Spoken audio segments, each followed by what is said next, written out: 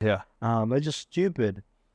And I was getting offered left, right, center. Brands like Off-White wanted to be in our store. Brands like Alexander Wang, Helena Mill.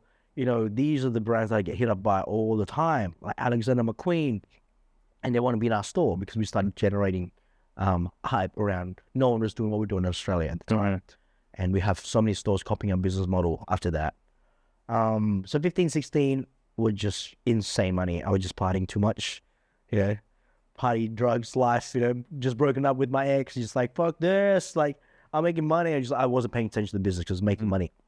And then it bit me in the ass because by the time of 2017, 18 hit, retail market just went oversaturated, and e-commerce business just boomed like crazy. And I could no longer catch up to the big guys because the big guys have resources. They've been doing e-commerce for a while. They were using ads to kind of push their brand, and I didn't do any of that. I had e-commerce, but I wasn't pushing that. Didn't do any Facebook ads, didn't understand much of it. I just had the products online.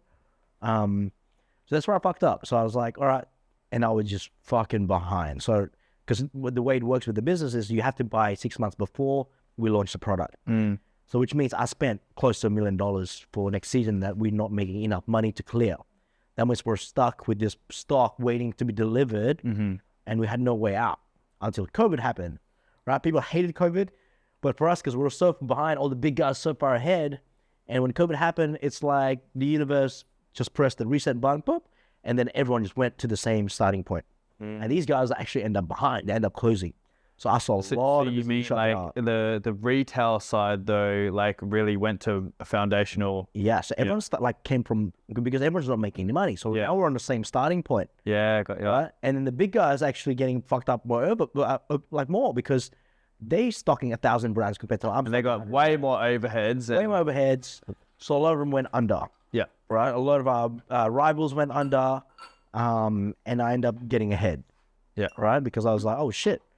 And it was, to me, that, dude, it was like saving my ass, really. Yeah. And that's to the point where I go, all right, now, like, even just during COVID, I was just like, all right, just re-strategize, dissect my business, be smarter with it, to the point where now I'm helping other businesses, like, through our agency, so they don't repeat my mistakes, right? So now, my experience in 10 years, 15 years in retail, I can just help other brands.